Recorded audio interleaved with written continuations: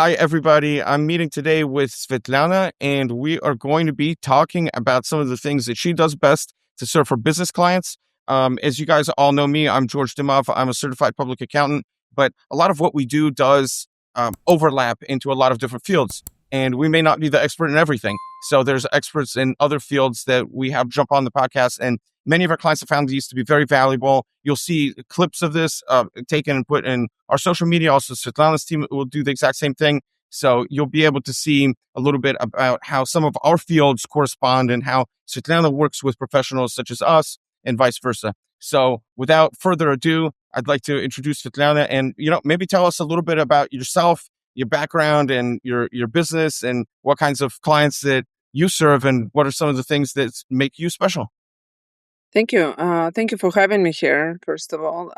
My name is Svetlana Komishanskaya. I'm a founder of Primum Law Group. We are a boutique law firm based in San Francisco Bay Area, and we serve primarily tech companies. A lot of our clients are foreign founders that started businesses abroad and brought companies to the US for different reasons, sometimes to raise capital, sometimes to find exit. We also support companies that started in the US and expand internationally. So that's why we do a lot of international planning and structuring. And definitely we work with people like George to implement different strategies. So. Wonderful. And for some of the clients that you have, and you mentioned some different industries, obviously San Francisco Bay Area where, we have a substantial client base as well. You'll notice a lot of people in technology and some people will say, oh, this is a tech bubble here or et cetera, et cetera. Have you noticed a trend in any kind of industries that you found a particular knack for serving or that you particularly enjoy serving or clients that particularly enjoy working with you? Maybe tell us a little bit about industry. Yeah, so we definitely work with tech, but tech is kind of broad, right? So Silicon Valley these days is definitely a hub for AI. It's growing industry, and we lately, I think, majority of the clients that are not deep tech do different types of AI related products or products that use AI for different reasons. On the flip side, we have clients that use AI, right? So not just develop AI, but use AI. So AI definitely is a big part of our practice. In fact, we are aiding lawyers to serve AI companies from regulatory and privacy compliance because it's kind of growing demand on these services. But outside of that, we serve software as a services companies. We work with biotech companies. We work with deep tech companies. So that's basically our focus. Wonderful. So you mentioned that you have kind of two situations that sometimes happen, either a foreign company that was based in another nation originally and is coming to do business in the United States. And then also on the flip side, ones that are based in the United States and hopefully eventually grow internationally. Maybe tell me a little bit about each of these and in no particular order. Okay. So it used to be, like until recently, I would say that Valley was a perfect launch pad for any technology company. So the general sentiment was that if you have a company in Silicon Valley and you launch the product, it's easy to go anywhere. And that attracted a lot of startup founders. The situation changed recently, and we see the trend that we are not global anymore in terms of business and in terms of technology. And taking that, we are experiencing that AI boom, and AI means a lot of data, and data is a strategic product these days. So we see the separation of the world, and for simplicity of the conversation, let's divide it into two parts, like basically Western world versus Asia. From getting back to your question, we serve clients that come to the US, and they come to the US first, definitely to raise capital and get access to talent is another reason. But at the same time, they want to make sure that that company can sell the product at the markets they target. So, as I said before, it would be any market. Like you come to the Silicon Valley, you test the product, raise capital. If it works, and you go internationally. Now you go to Silicon Valley if you're planning to launch the product in Western world. So we're talking about Europe, South America, but you don't come to Silicon Valley if you're planning to sell your product in Asia, like Singapore, in Asia, basically. But that's kind of one scenario we are observing. Yeah. So basically, they come to Silicon Valley, grow and expand internationally. And sometimes we have clients, and basically, it's also a very frequent scenario.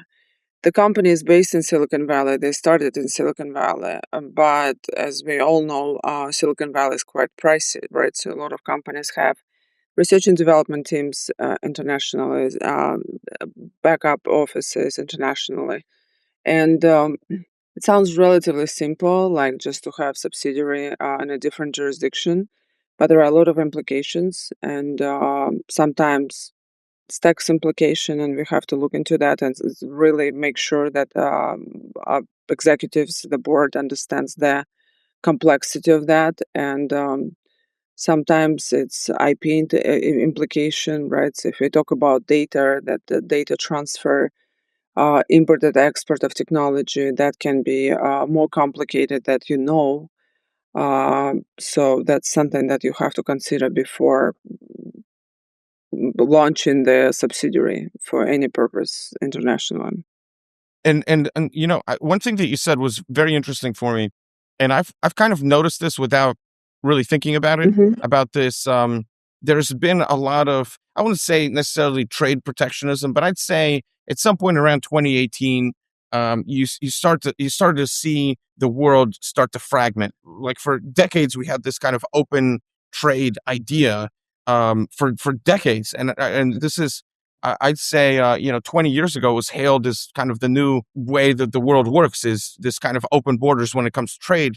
And then over the last, 10 years or so, it's starting to fragment. And a lot of that really happened with COVID, when a lot of countries realized they don't have their own production of any of this equipment that's supposed to help people through a medical emergency. They don't even have it in house. So it became a national security concern to start to kind of put these walls up.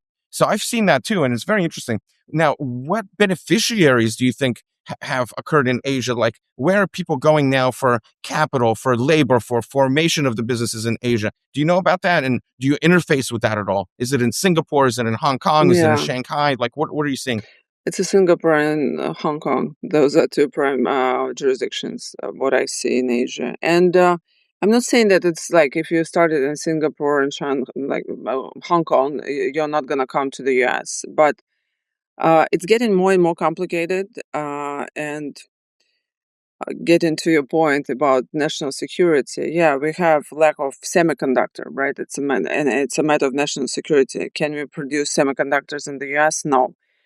We have clients from Taiwan who produce semiconductors, but import is quite complex. The corporate structure is very it's multi-layered, and there is a lot of compliance. And now we have tariffs. So I'm not saying that we are completely separated and isolated from Asian world. US has to rely on, like India. Apple moves the facility to India, right? It's still Asia. We have engineers and developers in India for many, many companies based in like headquartered in Silicon Valley. So we are not completely isolated, but yes, it's getting more complicated. And from the tax standpoint, so there are jurisdictions that are friendly for the U.S. and jurisdictions that are not. And Singapore, for instance, from the tax perspective, is not really right friendly. So that's why when we talk about international planning or structuring, or when we discuss the long-term goals and strategy on a product and launching the product, we really have to look into like business strategy first, and then see what kind of jurisdictions can fit into that business strategy and help executives, founders, and all stakeholders to accomplish what they want to accomplish using the kind of knowledge of law and a little bit like political landscape. So we have to I'm not really into politics, but I have to follow international politics just because it really affects my business. Right, right. And I did a podcast where I was invited on the podcast, so it was kind of the other way around. And the gentleman, really impressive guy, he's kind of an international tax strategist, so he deals with this exact thing. And he has an office, I believe, in Singapore, and worked in Hong Kong for a while, and has an office in Dubai. And it's like he took his, his UK and US experience and just kind of took it over there, and he said it's been just a massive amount of growth that he's seen. Do you interface with clients from there often, or do you kind of stick mostly on the Western world side, or how do you kind of bridge these kind of worlds? We work primarily with Western world. What I see a lot of lawyers who work like do international tax, for instance, they work primarily with high net worth individuals. So individuals still send their kids to the U.S. for college, right? So they still buy real estate in the U.S. They still plan like diversification. So from that standpoint, I would say I see estate planning lawyers who do a lot of work between those two worlds. I see tax people and professionals who do tax planning.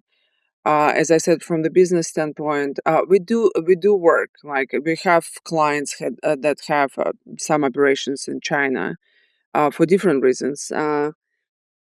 But the general trend, in my opinion, is that separation. And because we do a lot of work in AI space, and because it's highly regulated right now, and it's getting more and more regulated, we're sticking to the Western world just to be efficient. So we're a boutique law firm. Hmm. Got it, got it. And so okay, I understood. And do you work on you're focused, it sounds like, mostly the corporate structuring side of things. Do you work at all with anybody's like estate and trust type matters and how they fold into the business, or you stick strictly on the corporate side? Of course, like so the approach that we have is first of all to understand what the goal is, right? So we have to know not just that the client wants to form the company, let's say in the US, and raise capital. We have to see the bigger picture. And when we work with founders or business owners or stakeholders that have different passport or second passport in different jurisdiction, the conversation is usually deeper and longer because we are not just interested in what are they trying to do in the US and prepare their strategy, but what is the long-term goal? Are they going back to the country after exit, let's say, or like and because it affects the allocation of assets, it affects the long-term strategy, and we definitely want to make sure that the structure that we come up with not just fits into business goals that they have right now or like meets expectations of investors in Silicon Valley, but we want to make sure that at the end of the day, if they have an idea to sell the business and I don't know, move to whatever country they want to move, we plan that exit in the most efficient way from the tax standpoint because no one wants to pay extra, right? If we can avoid it in a legal way. So no, we work like with the whole complexity. Our firm doesn't do estate planning, but we have estate planners who do international, so we loop them in all the time if we're dealing with this. Now, I have a question here, and this has been all over the news. It's kind of been a big controversy, and forget just the new news. There's been a lot of talk, kind of probably for decades. There's been talk of this, but of companies increasingly looking to be based in places like Austin, Texas, or Miami or Vegas, Nevada, that are more business friendly, right? Because, you have all these surveys coming out, and California is always ranked like 44th place out of 50 states as like in terms of business friendly. And then you have the governor that always provides a whole laundry list of why California is the best state. But then you speak with business owners on the ground, including one such as myself, where I'm like, this is, what's going on here. So what's kind of what sentiment have you sensed, or what patterns have you seen? It's because I know what I've seen. I see people with 415 area code numbers calling me from Austin, Texas. I have a branch there, calling me from Austin, Texas all the time. That's what I've seen. So what are some of the things that you've seen? Yeah, definitely.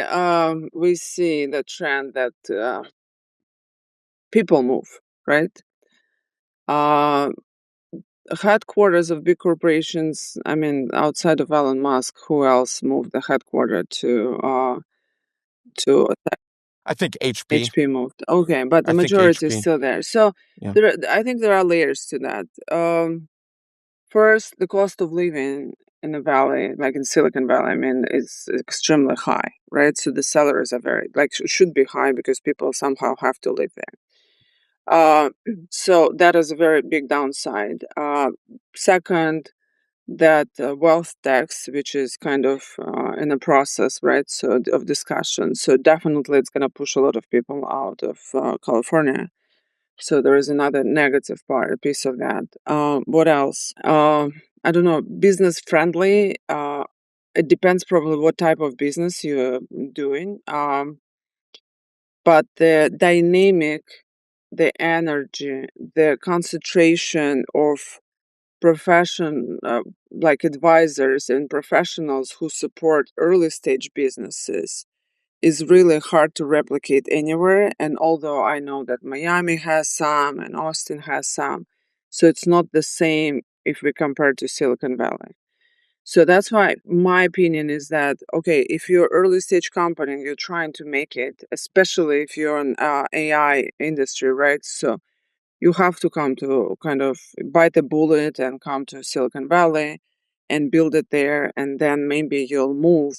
But you have to be established company that doesn't really need that type of infrastructure and can move or have talent working remotely. So that's my observation. So yes, if you establish, if you're HP, you don't really need to be like you're not chasing talent, competing with other companies for talent. You can afford that. So probably you can afford moving the headquarter.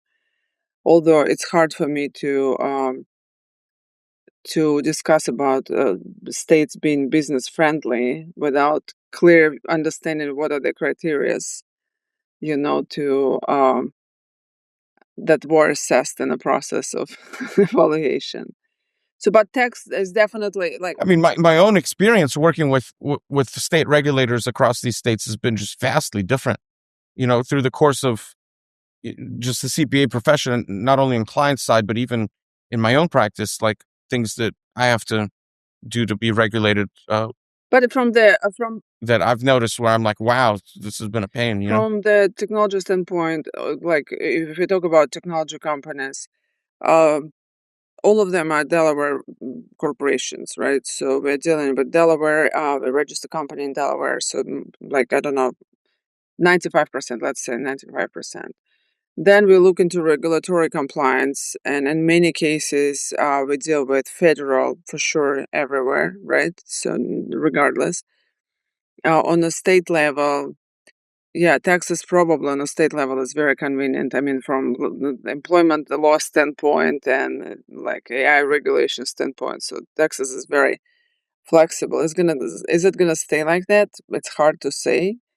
But if you plan to launch your product at least across the U.S., you're gonna deal with all states. So that's why I mean, from the legal standpoint, probably we would assess the employment law. If you launch the manufacturing, that's going to be another thing. Yeah, so to launch manufacturing in California, it just, yeah, almost mission impossible. And a lot of companies. We have robotics company as a client, and we are discussing acquisition of some facilities in Texas, not in California, because of regulatory. Yeah, and that's really sad. That's really sad for the whole state. What is that? That we don't have manufacturing facilities in California? Well, that it's difficult to ramp up. I mean, obviously, I bought a home in California. I love California in a lot of ways, but it's something that I've always said to myself, man, we need to really try to make it as friendly as possible in terms of I companies. don't know. Like, I love California. Like, sometimes people ask me if I want to move somewhere, and I say I love California more than some Californians. Let's jump right into one thing that's probably going to be the most important thing. The If somebody is watching this, and we have a lot of clients that are in the exact industries that you talked about, software as a service, everything is AI, right? Even though some recent commentary, I was speaking with a client recently that switched industries and actually left San Francisco, saying, everything's supposed to be AI, but really is just ChatGPT shell and every other software. So it's starting to get really boring. So I had a few people make comments like that. But aside from that, what have you seen and what have you noticed and what do you think has been interesting for you for cryptocurrency? We don't do a lot of work in cryptocurrency. It's, I don't know what is interesting. I think AI and cryptocurrency are gonna stay with us. Like, I think it's not gonna go anywhere, right? So from the legal standpoint, we don't do issuances. Like, we don't do this work. So it's a little bit outside of our scope. Is there a reason why that is? Is it just something that you haven't been really interested in, or have you come across clients that you don't feel their ethical kind of radar is matches yours, or what do you think it is? It was a period, I don't remember when was that boom, probably 5 years ago, when everyone ran to do initial coin offering without like security exchange commission compliance. And I know a lot of lawyers who did that work. And at that point, it was not regulated at all. So it's kind of Wild West. And it was really clear that eventually the gatekeeper, like tax advisors and lawyers who were writing legal opinions on that in that respect, are going to be responsible to some extent, and they were in some cases. So I kind of felt like it's a little bit gray area in terms of regulatory compliance, and I didn't really want to be involved. Another thing is that, yes, the percentage of companies that first don't know what they're doing in terms of compliance and kind of creating, it's like with AI. Yeah, there are some AI companies that use ChatGPT and basically just build a wrapper around that and sell it as a prominent AI technology, and there are companies that truly build a good technology, right? So the same with, um, yeah, digital currency, and I think, yeah, the risk of exposure is very high. So I just felt like I'm uncomfortable. We do have fintech clients, but we don't basically touch cryptocurrency. Got it. And so what I was getting at earlier is most importantly, if somebody is watching this, what is the type of client that first of all, that you enjoy working with? Hmm. Okay, because it's very important that you like what you do, but also that that the client will enjoy working with you guys for. Maybe give me some examples of some either case studies, and obviously there's confidentiality, maybe just top level, or just some client types, maybe something like that. Yeah, so we like to take clients when when they have initial funding and they're about to start raising VC money. So usually that's the ideal client for us. So we help them to build infrastructure, prepare for capital raise. We make sure that they're compliant, and then they start growing usually very rapidly. So the ideal client is, basically to simplify, is company that is actively growing, right? So it could be technology, it could be traditional business that is actively growing, it could be service company that is actively growing. But we support that growth, so then we know how to do that, and we are very good in that respect. And the most important part for me is that I feel that this market is very underserved. Small to mid-sized companies are underserved. We do a lot of kind of complex work. It includes tax, regulatory compliance, corporate, right, some employment. And to get this type of service, companies in one place, companies usually need to go to an international, right? They have to go to a big law firm, and big law firm has significantly higher check, and they usually what they do, Not only that, I've noticed big law firm also takes forever. Big law firm takes forever. it takes forever. They're too small for them. They don't take them seriously, right? And I've seen, and we represented companies that eventually at M&A stage were kicked out by Big Lure because they represent the buyer and the seller is not that important. So they conflicted out and they run around looking for someone who can represent in the transaction. So yes, the small market is underserved. They don't have high quality service, especially in one place. Founders, especially first time founders or like early stage, they have a lot of stress. In many cases, they try to fake it until you make it, and that means that they don't know where they can ask questions and where they can really share, that they cannot sleep during the night worried about 110 things and talking to ChatGPT because that's the biggest, like the closest friend. So that's the market that we serve, and that's what I like doing. So we like to really see that we provide that support, and we are here at service, and we provide value to those who don't know what is next, what is coming, and don't have enough resources and network. And basically, yeah, that's my way to contribute to technology development. I have no So clue like about technology, and I'm bad with math, but I feel like I'm part of the process. so I'll say we have very similar clients because a lot of these type of clients are and a lot of times in the same places. And another place we have a lot of clients in is New York. And I had an attorney from New York on the show about a month ago, and he said something that I thought was really funny. He said that I guess like a question for you, Svetlana, do you ever have clients that want to pay you in shares of their company? And of course, it's going to be worth $1 billion. But do you get that sometimes? And what do you do? Yeah, so my observation is that usually those companies that offer equity is something that are not particularly interested, but those that I'm interested are not really throwing equity around. So, but sometimes we get equity, and Right. sometimes we even invest. Like I personally invest in clients because when you see it from inside, I think before it becomes public and we do insider trading, you can invest safely. Yeah, the joke with John, the attorney, was he said, "Yeah, I've taken some of these, and in the last 12 years, Oh, I've made exactly $0." So I just thought that that was really funny when he said that. no, I'm very specific with that. And yeah, I just recently spoke with someone who said pretty much the same. I own equity in 100 companies and it's worth zero. Yeah. Yeah, and then how do you even remember at that point? I mean, how do you even remember? I think that many years ago, maybe 15 years ago, I got shares of something. I don't even remember the company. I don't remember it was paperwork. I don't even know where it is. Some old apartment somewhere. But but yeah, I'd say listen, it was great talking. I mean, I think that we was supposed to talk 30 minutes, and I think that we got through a lot of topics. Before we wrap up, is there anything that you really want to kind of put out there that you think is important? Either it's something about you or the company, or something that you think is just you want the world to know.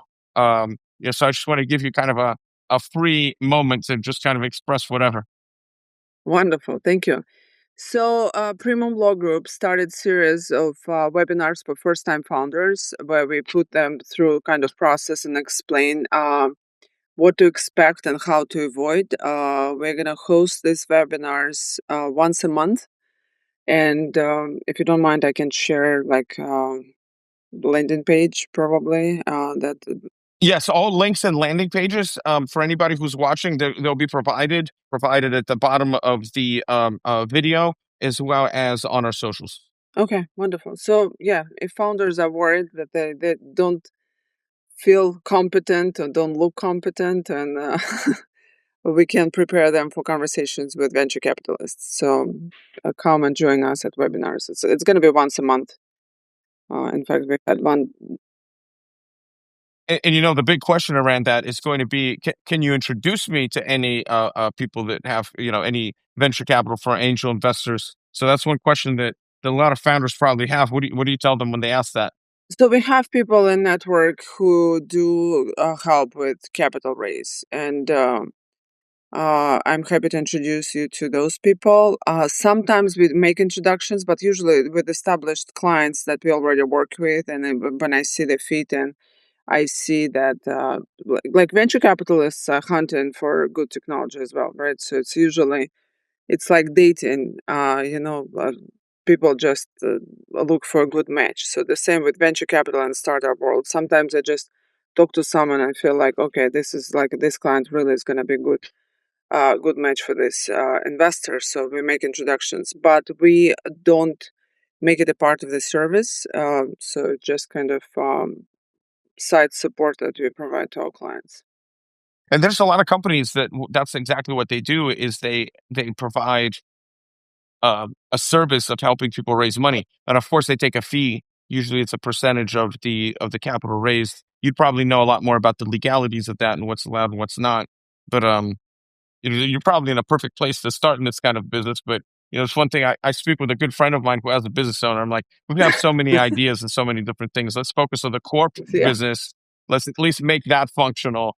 And running a business sometimes is so challenging. Like every time that Monday mornings, it's horrible for me. I get in and I'm like nothing but loose ends, nothing but problems, nothing but the whole marching band of staff members approaching me with things that they should be able to figure out on their own. So, with all the yeah. chaos, I try to, but to stay away from the crazy ideas. But that's what help us to relate to startup founders, right? So I'm a business owner as well. I'm growing my business. I understand the challenges and what it brings and how difficult it could be. So that's what helps me to understand my clients better, definitely. In terms of professionals who help, the professionals investment bankers. So but usually they start working with companies that raise at least 10 million. So investment bankers step in like at the 10 million plus. Around before that, there are a lot of people who say they can raise capital. Usually they don't have license and they cannot take percentage. So it's illegal for them to do that. So there are workarounds and which are kind of in a gray area. And I know that some people do that. So it like founders have to understand the risks related to that, but there are a lot of good professionals who teach and guide through the process, who help you to put together good pitch deck, who help you to identify, kind of profile the investor, who help you to create a list of potential investors. And you have to do the job, like cold call and you reach out. And like if you don't do that, and if you just rely on some professional at the early stages of the company, you leave a lot of money on the table. So, like, there is no magic wand that is gonna just bring you money. So you have to do your job. Got it, got it, got it. And now, how do people find out about you? Is it through your social media? Is it through word of mouth? Is it through referrals? I mean, what's your primary way I mean, ours is mostly referrals and just natural growth. But what do you think what has been working for you? So referrals definitely number one source, right? So we work with different professionals, and because we are small, we have to pull a lot of professionals into projects. So we get referrals from people who trust us. We do education. We provide educational content, and we host webinars. Usually, like at least once a month, sometimes twice a month. Also, like we have webinars where only Primum Law Group team presents, but we have webinars where we invite professionals like you, like CPAs, HR consultants, insurance agents, like that really explain what it takes and what are the potential challenges and issues that have to be addressed. And people, yeah, kind of come from there as well. Have you ever been, or I have one last question. This is just kind of a crazy one that came up for me. Have you ever been contacted by authorities about a client where, because it's happened with me, where like some client we worked on 8 years ago is being investigated years later. And now all of a sudden some agency needs to see the records or is being subpoenaed or crazy dramatic stories like that. Have you ever had that come up? Yeah, I had it a couple times and it was, No, no, not yet. Hopefully, we wouldn't. Yeah, we deal with authorities beforehand, right? So if we do that CFIUS compliance and if there are sanctioned people, so that I had situation when we had sanctioned people on a cap table and we had to do that in conjunction with transactions. So that's I had, but after no, after the fact, we were lucky. Hmm. Do any of your clients approach you like seeking support in foreign languages? Because we get that sometimes. It's not that much, but we provide that obviously just because there's sometimes a need for it. But do you guys get that sometimes, or what do you do? So I speak Russian. A lot of our clients are Russian speakers, obviously. Like majority of the team is English speaking, so we have two lawyers who speak Russian, so we can do that, and we speak French. And just recently we did transaction with Switzerland where documents were in French, so it's kind of helpful, but still the language is English, right? So we use the language to improve, maybe to simplify the process, but it's still English language. Yeah. We talk to our clients more, like probably you just I mean not just, but you do tax strategy and compliance. It requires less interactions. Like for us, language is an instrument, so we have to speak the same language. Right, and also a lot of clients, a lot of Yeah. staff members in accounting are naturally very introverted, and which is not necessarily what the client wants. The client and I've noticed a lot of attorneys are actually naturally introverted. A lot of technical professionals, period, are naturally introverted because you'd think, what kind of personality would it take to sit and study something for X amount of years to qualify for the experience component or the licensure component or the exam component of obtaining a professional license, no matter what that is. And a lot of times it's a very kind of studious and introverted person. So one struggle that I've always had is getting my accountants to not be robotic. Is say, listen, we're dealing with people. We have to spend time on the phone with them, speak with them on the phone, because ultimately, otherwise, the client doesn't have an incentive to work with us. They want they want the expertise of a person. We found a solution to that. I can share the experience. We have client relationship specialist. So she's not a lawyer, but she's like she has a customer service experience and she talks to clients and she has basically regular calls with clients and she asks how they're doing and all that.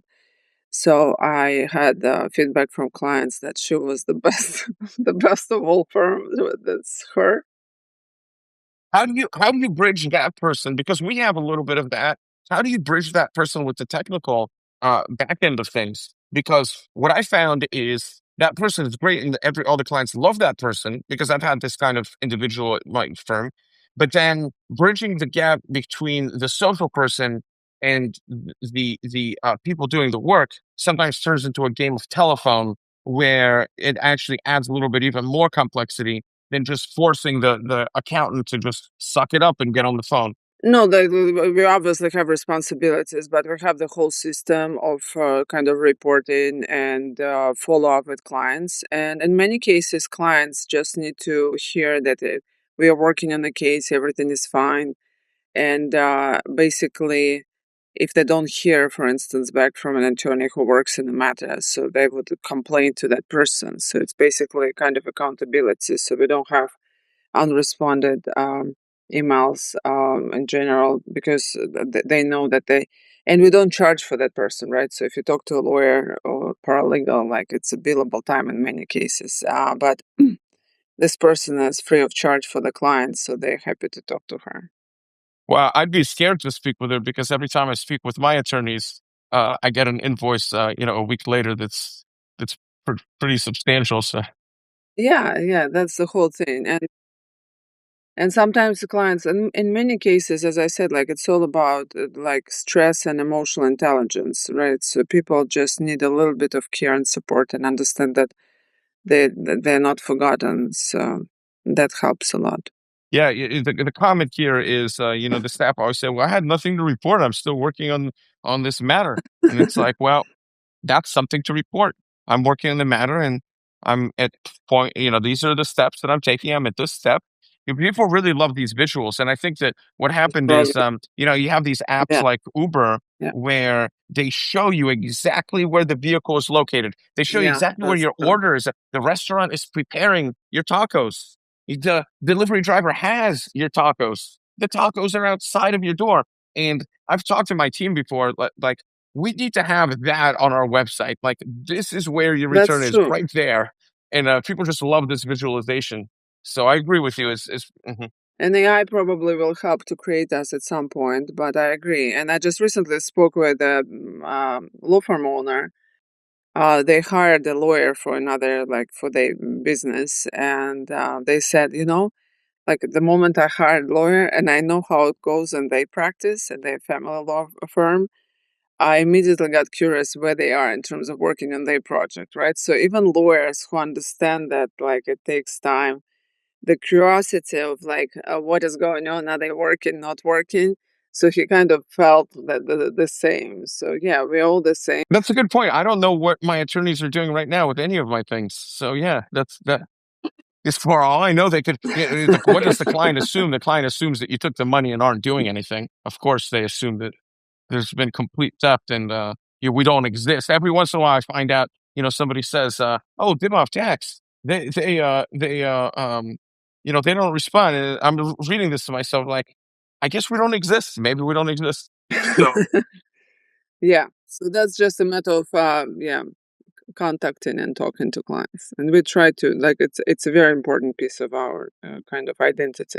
awesome, awesome. Well, it was such a pleasure speaking, Svetlana, and I want you to feel free to stay in touch with me, and we'll speak soon. Okay, wonderful. Have a safe flight back or whatever. Like you're traveling, right? Yes, yes, yes. Okay. Enjoy your trip. I appreciate it.